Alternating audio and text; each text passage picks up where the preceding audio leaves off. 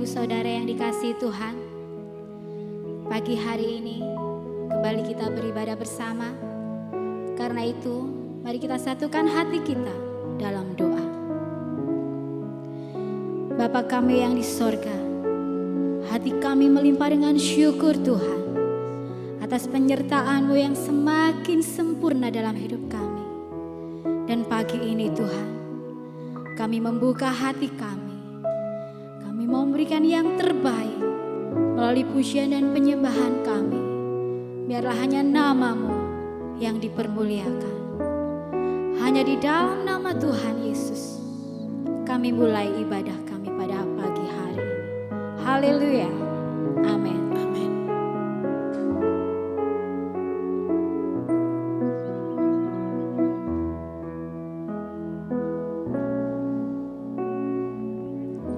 Bapakku yang baik,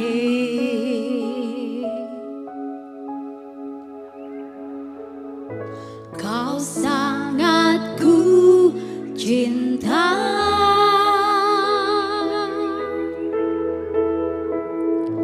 lebih dari segalanya.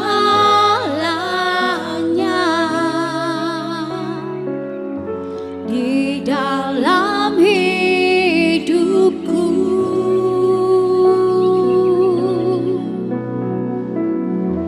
Bapakku yang baik,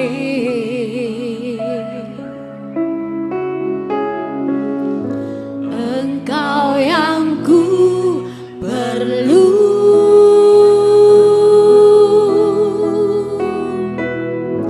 lebih dari segalanya.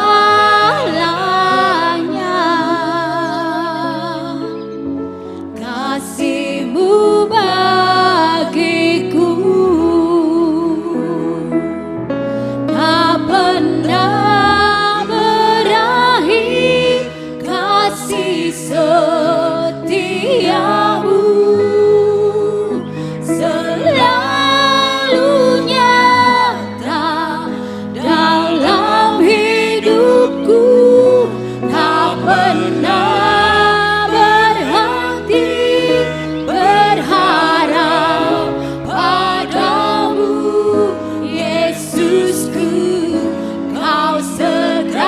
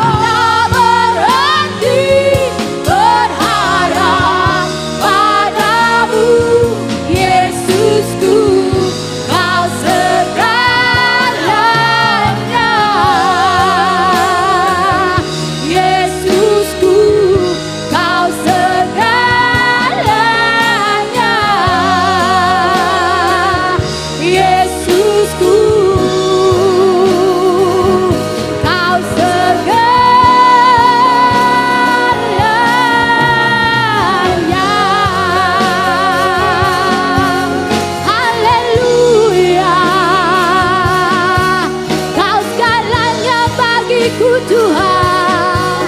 Terima kasih Tuhan, Kau perisaiku, pertolonganku Tuhan. Terima kasih Tuhan, haleluya. Perlindunganku Tuhan,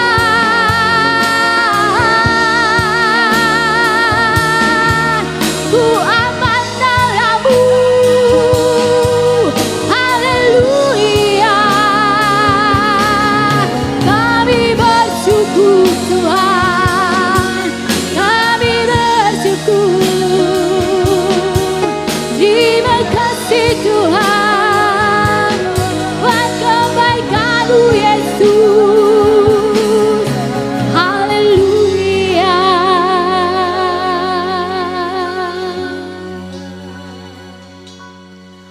Engkaulah Tuhan,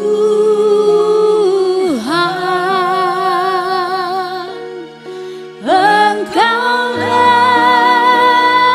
Raja, berdaulat atas hidupku. Ku berserah penuh. Engkaulah Tuhan,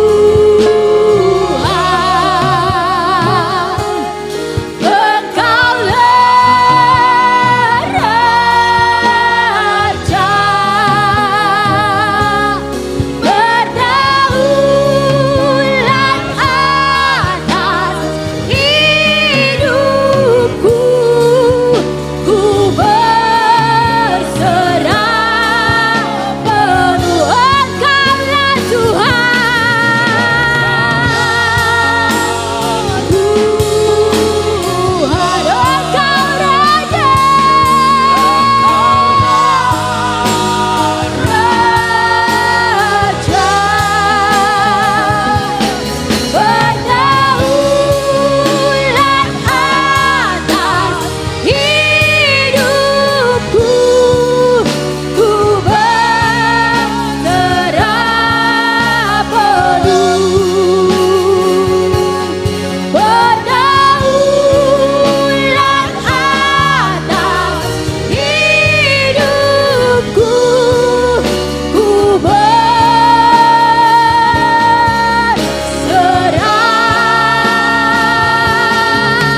ku berserah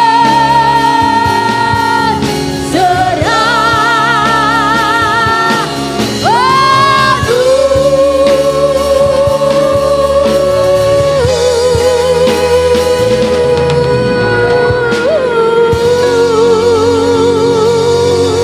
Haleluya. Beri kemuliaan bagi Tuhan Yesus, Dia Raja di atas segala raja. Haleluya.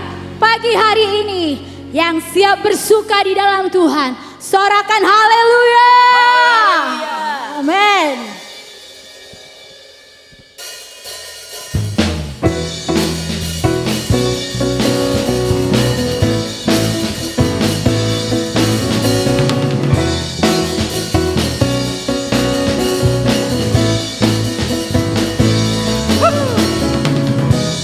Hari ini hari yang telah dijadikan Tuhan.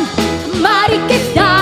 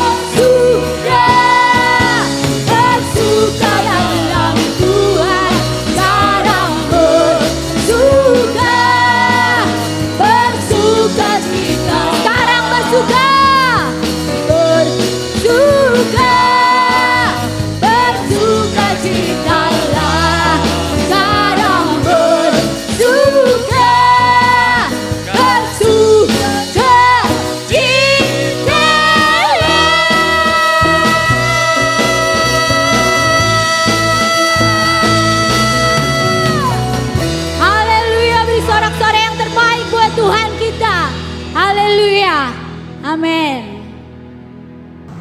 Shalom Bapak Ibu Saudara sekalian, bagi Bapak Ibu yang ingin melakukan perjamuan suci bisa mengambil di gereja pada pukul 9 pagi hingga jam 1 siang atau menghubungi nomor 2 ini.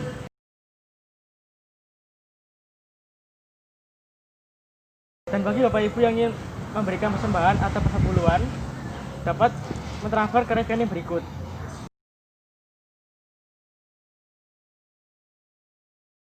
Tuhan Yesus memberkati. Selamat pagi, Bapak Ibu Saudara yang kekasih dalam Tuhan. Selamat kita berjumpa kembali dalam acara ibadah kita pada pagi hari ini. Shalom. Mari kita berdoa menyerahkan acara ibadah kita pada pagi hari ini. Bapa di sorga, kami bersyukur kepadamu kesempatan yang baik kami kembali dapat berjumpa dengan jemaat-Mu untuk beribadah bersama walaupun secara online ini. Kami percaya Tuhan pun memakai apapun yang kami gunakan untuk beribadah kepada Tuhan. Segala puji bagimu Tuhan, dalam nama Tuhan Yesus kami serahkan ibadah kami pagi ini. Haleluya, amin. Shalom Bapak Ibu Saudara yang kekasih, yang dikasihi Tuhan Yesus. Kembali kita beribadah pada pagi hari ini. Puji Tuhan, kita sangat merindukan agar kita bisa berjumpa tatap muka dalam ibadah kita. Kita berdoa supaya rencana pengurus akan membuka ibadah kita nanti pertengahan bulan depan kalau Tuhan menghendaki. Puji Tuhan, kita akan masuk ke dalam renungan firman Allah pada pagi hari ini yang terambil dari Roma pasal 9 ayat 7 dan 8. Berbunyi demikian, dan juga tidak semua yang terhitung keturunan Abraham adalah anak Abraham, tetapi yang berasal dari Ishak yang akan disebut keturunanmu. Artinya bukan anak-anak menurut daging adalah anak-anak Allah, tetapi anak-anak perjanjian yang disebut keturunan yang benar. Karena itu tema pada ibadah kita pada pagi hari ini yang menyatakan keturunan Abraham itu bukan semua menjadi anak-anak Abraham. Tidak semua keturunan Abraham adalah anak-anak Abraham.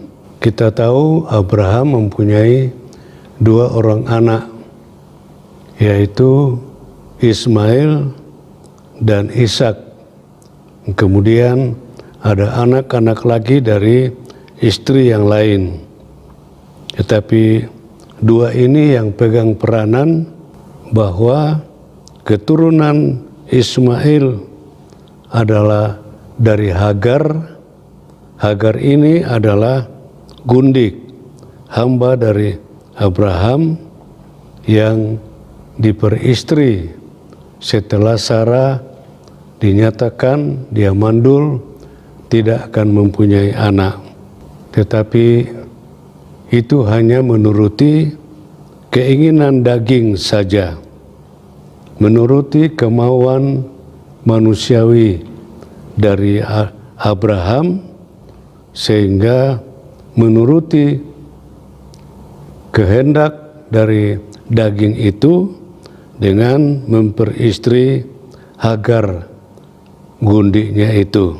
Tetapi yang disebut anak-anak Abraham adalah dari Ishak sebagai anak dari Sarah yang notabene adalah istri perjanjian, istri yang sah, yaitu Sarah. Ia melahirkan Ishak, dan Ishaklah yang disebut anak Abraham, anak perjanjian dari istri yang sah.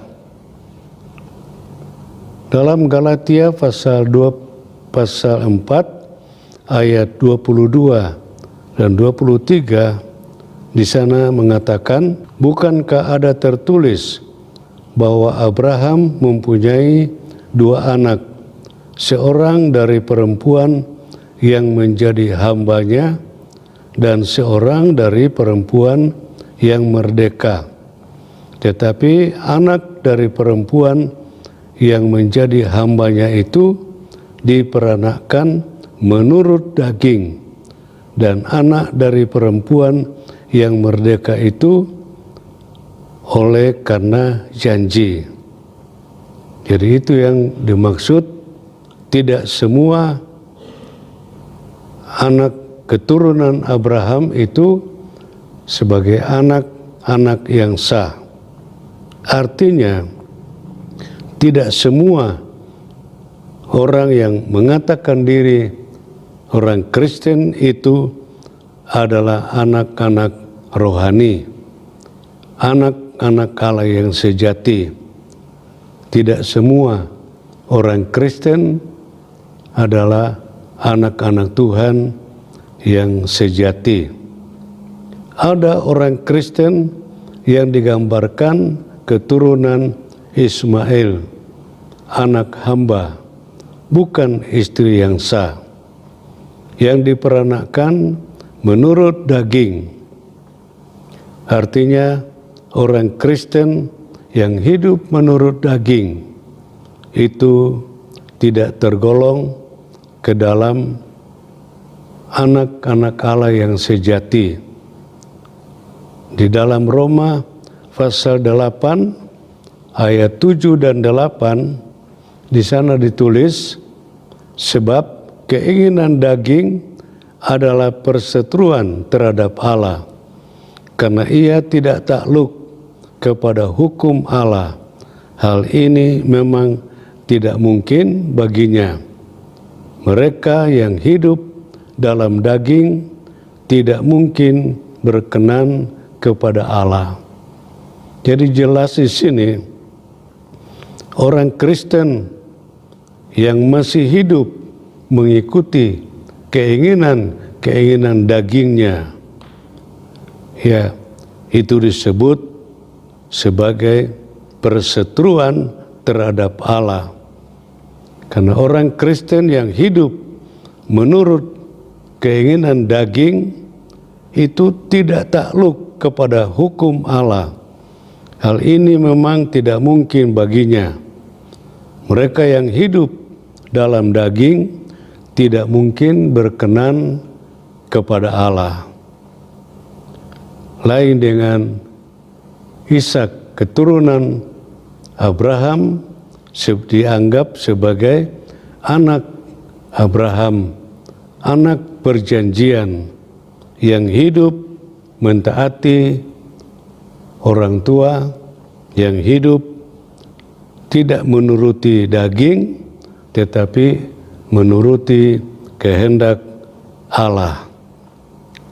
Ialah yang disebut anak-anak Allah yang murni, yang sejati. Jadi hidup menurut daging adalah perseteruan dengan Allah, dan ia tidak mungkin berkenan kepada Allah. Dengan adanya pernyataan ini, maka kita boleh ambil satu keputusan untuk menjadi orang Kristen yang sejati, jadi orang Kristen yang murni, jadi orang Kristen yang sungguh-sungguh mentaati akan kebenaran firman Allah. Jangan hidup menurut daging, karena kalau kita hidup menuruti keinginan daging, maka kita menjadikan diri kita sebagai setru Allah. Artinya tidak mungkin berkenan kepada Allah. Puji Tuhan, karena itu biar kita selalu ingat akan pernyataan firman Allah ini, supaya kita tidak menuruti keinginan-keinginan daging. Keinginan-keinginan daging itu hanya akan membawa kita kepada dosa, pelanggaran hukum Allah. Dan ini yang tidak berkenan kepada Tuhan, tidak disenangi oleh Tuhan. Maka sebab itu, jadilah orang Kristen yang sejati, yang menuruti hal-hal yang rohani, yang mementingkan hal-hal yang rohani daripada kepentingan jasmani kita. Dalam Galatia pasal 3 ayat 7, di sana ditulis, jadi kamu lihat bahwa mereka yang hidup dari iman, mereka itulah anak-anak Abraham. Anak-anak Abraham adalah orang Kristen yang hidup dari iman, yang mempertahankan iman yang murni, yang sejati daripada menuruti keinginan dagingnya. Keturunan Sarah ialah Ishak, disebut sebagai anak perjanjian. Ini menunjukkan orang Kristen yang hidup menurut roh, tidak menuruti daging. Sebab mereka yang hidup menurut daging memikirkan hal-hal yang dari daging, tetapi mereka yang hidup menurut roh memikirkan hal-hal yang dari roh.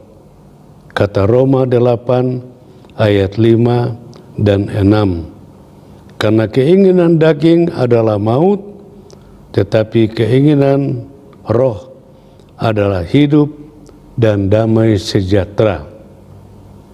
Nah, jelas di sini bahwa orang Kristen yang hidup menurut daging memikirkan hal-hal yang dari daging, ia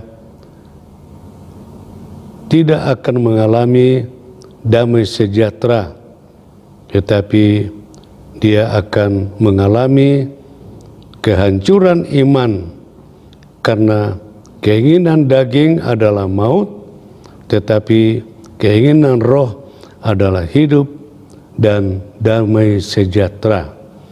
Mari kita fokuskan diri kita kepada Yesus Kristus sebagai anak-anak Tuhan yang sejati, yang tidak menuruti keinginan daging.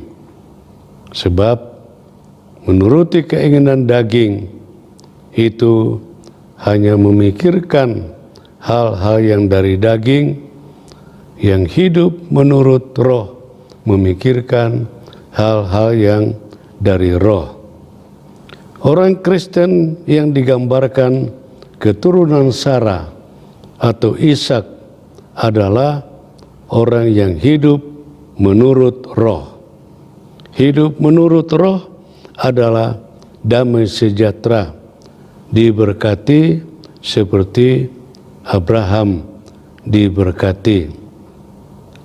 Abraham menjadi contoh dalam kehidupan kekristenan yang hidup menurut roh. Kalau kita membaca di dalam Kejadian pasal 18 ayat 1 sampai ayat yang ke-11, di sana kita melihat pada waktu Allah mengunjungi Abraham dan menjanjikan seorang anak laki-laki kepadanya. Ayat 1 dimulai mengatakan, kemudian Tuhan menampakkan diri kepada Abraham dekat pohon terbantin di Mamre, sedang ia duduk di pintu kemahnya waktu hari panas terik. Ketika ia mengangkat mukanya, ia melihat 3 orang berdiri di depannya. Sesudah dilihatnya mereka, ia berlari dari pintu kemahnya, menyongsong mereka, lalu sujudlah ia sampai ke tanah, serta berkata, Tuanku, jika aku telah mendapat kasih Tuanku, janganlah kiranya melampaui hamba-Mu ini. Biarlah diambil air sedikit, basuhlah kakimu, dan duduklah beristirahat di bawah pohon ini. Biarlah diambil sepotong roti, supaya tuan-tuan segar kembali. Kemudian bolehlah tuan-tuan meneruskan perjalanannya, sebab tuan-tuan telah datang ke tempat hamba-Mu ini. Menjawab mereka, perbuatlah seperti yang kau katakan itu. Lalu Abraham segera pergi ke kemah mendapatkan Sarah, serta berkata, segeralah ambil 3 sukat tepung yang terbaik, remaslah itu dan buatlah roti bundar. Lalu berlarilah Abraham kepada lembu sapinya. Ia mengambil seekor anak lembu yang empuk dan yang baik dagingnya, dan memberikannya kepada seorang bujangnya. Lalu orang itu segera mengolahnya. Kemudian diambilnya dadi dan susu serta anak lembu yang telah diolah itu, lalu dihidangkannya di depan orang-orang itu, dan ia berdiri di dekat mereka di pohon itu sedang mereka makan. Lalu kata mereka kepadanya, di manakah Sarah istrimu? Jawabnya, di sana, di dalam kemah. Dan firman-Nya, sesungguhnya aku akan kembali tahun depan mendapatkan engkau. Pada waktu itulah Sarah istrimu akan mempunyai seorang anak laki-laki. Dan Sarah mendengarkan pada pintu kemah yang di belakangnya. Adapun Abraham dan Sarah telah tua dan lanjut umurnya, dan Sarah telah mati haid. Demikian pernyataan firman Tuhan. Pagi ini kita membaca tentang bagaimana Tuhan mengunjungi Abraham dan memberikan perjanjian bahwa tahun depan kalau aku kembali, maka Sarah sudah akan mempunyai anak, seorang anak laki-laki. Percakapan Tuhan dengan Abraham ini didengar oleh Sarah, dan Sarah tertawa, merasa sudah tidak mungkin lagi dia punya anak. Suaminya sudah berumur 100 tahun dan istrinya 90 tahun. Ya, gimana mungkin orang setua itu masih memangku anak, masih punya anak. Ya, karena itu Sarah tertawa. Tuhan dengar akan apa yang terjadi itu, lalu Tuhan menegur, mengapa Sarah tertawa? Apa dia tidak percaya kepada kami? Saudara yang kekasih, demikian pembacaan firman Tuhan, cerita tentang Allah menjanjikan Ishak kepada Abraham pada usia yang sudah lanjut itu. Abraham, kita melihat ceritanya di sini. Abraham yang menjadi contoh bagi orang Kristen yang menurut roh. Waktu dia lihat Tuhan, ia berlari menemui Tuhan di jalan depan kemahnya. Ia menyuruh Sarah segera membuat makanan buat Tuhan tamunya itu. Ia berlari cari lembu yang gemuk, yang baik untuk korban buat Tuhan. Ia perintahkan hamba-hambanya segera mengolah lembu yang tambun itu untuk dihidangkan. Ia mentaati kehendak Allah dalam hal mau mengorbankan Ishak di Gunung Moria. Itulah perbuatan Abraham pada waktu dia bertemu dengan Tuhan. Dia sangat begitu senang dan dia berlari menemui Sarah, menemui bujangnya. Mereka menyiapkan makanan dari lembu yang tambun dan roti diolah oleh Sarah, sehingga mereka tamunya itu makan dengan senang hati. Itulah tingkah laku Abraham yang menceritakan kepada kita sebagai orang yang hidup menurut roh. Dia tidak segan-segan mengorbankan apa saja. Dia berlari menemui Sarah, menemui bujangnya, dan memberikan perintah kepada mereka agar mereka siapkan makanan yang enak bagi tamunya itu. Abraham setelah itu, peristiwa yang lain di mana Abraham lebih mencintai Tuhan, lebih menuruti kehendak Allah dan mau mengorbankan semuanya sampai kepada ia tidak segan-segan mengorbankan Ishak di Gunung Moria. Itulah perilaku Abraham sebagai contoh bagi orang Kristen yang sungguh-sungguh taat menuruti roh. Ia tidak mementingkan diri sendiri, tetapi dia melakukan yang terbaik buat Tuhan. Ia lebih cinta Tuhan daripada dirinya sendiri.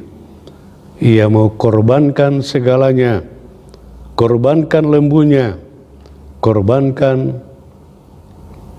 panganan yang dibuat oleh Sarah, bahkan mengorbankan Ishak, anak yang kekasih, anak perjanjian itu. Dan karena itu Tuhan mengatakan kepada Abraham, di atas gunung Tuhan menyediakan yang diperlukan. Tuhan ganti korban-korban dari Abraham, di mana dia mengorbankan segalanya dengan susah payah mengolah makanan itu, dan dengan berat hati tentunya sebagai ayah yang mengasihi anaknya, anak satu-satunya, anak perjanjian. Dia rela mengorbankan itu.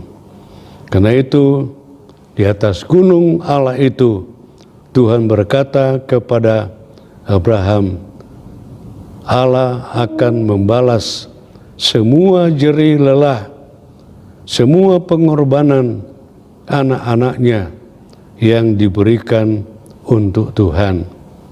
Allah tidak hanya menerima pelayanan yang baik dari Abraham dan mengorbankan bahkan Ishak,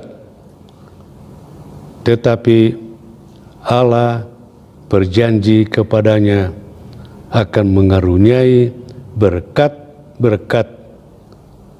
Allah bahkan bersumpah untuk memberkati Abraham, membuat Abraham menjadi berkat bagi bangsa-bangsa di dunia ini. Orang Kristen atau anak-anak Tuhan dituntut, dihimbau untuk rela berkorban untuk Tuhan, menuruti roh daripada menuruti keinginan daging, lebih mencintai Tuhan daripada mencintai diri sendiri, lebih lagi mencintai Tuhannya di akhir zaman ini. Mari kita renungkan kembali renungan firman pada pagi hari ini. Jangan sampai kita hanya menjadi orang Kristen yang keturunan Ismail, yang dibuang, yang tidak mendapatkan perjanjian daripada Allah. Biarlah kita menjadi keturunan Abraham di golongan Ishak yang menjadi anak-anak Tuhan, yang rela berkorban untuk Tuhannya. Maka Tuhan tidak hanya menerima pelayanan Abraham itu, tetapi Dia berjanji akan menggantikan dengan berkat-berkat yang besar. Abraham dijanjikan akan menjadi berkat bagi bangsa-bangsa di dunia ini. Berikut ia menerima anak yang menjadi anak perjanjian. Puji Tuhan, demikianlah renungan firman Allah pada pagi hari ini. Kiranya menjadi berkat buat kita semua. Biar kita menjadi anak-anak Tuhan yang menurut roh mencintai Tuhan lebih daripada diri kita sendiri. Puji Tuhan, Tuhan memberkati kita semua. Mari kita tundukkan kepala dan kita berdoa. Segala puji bagimu, Bapa kami di sorga. Engkau Bapa yang baik, Bapa yang penuh dengan kasih. Kami percaya Tuhan, Engkau Allah yang maha mengerti, maha tahu. Kepadamulah kami selalu mengabdi. Di dalam nama Tuhan Yesus Kristus, kami selalu melarikan diri kepada Tuhan. Walaupun di tengah-tengah COVID-19 ini, corona yang menjauh, melebar, bahkan kelihatannya semakin mengganas. Tapi kami percaya kalau kami menjadi anak-anak Allah yang menuruti roh, kami akan diselamatkan, kami akan dilindungi, kami akan dipelihara. Lindungilah umat-Mu semua, ya Tuhan. Peliharalah kami semua, jauhkan kami dari mara bahaya, hal yang tidak kami inginkan, pekerjaan iblis, Tuhan jauhkan. Terima kasih kami puji dan muliakan Tuhan. Jadikan kami anak-anak Tuhan yang sejati, yang menjadi anak-anak-Mu yang Engkau kasihi. Dalam nama Tuhan Yesus Kristus kami berdoa dan mengucap syukur. Hamba berdoa buat seluruh umat-Mu, kiranya berkat rahmat dari Allah Bapa, kasih sayang anak Allah Yesus Kristus, dan damai sejahtera dari Roh Kudus akan selalu menyertai kami, menjaga kami, melindungi kami, dan memberkati kami, supaya kami juga dapat memberkati orang lain. Dalam nama Tuhan Yesus kami berdoa, mohon berkat ini kepada Bapa kami di sorga. Haleluya, amin.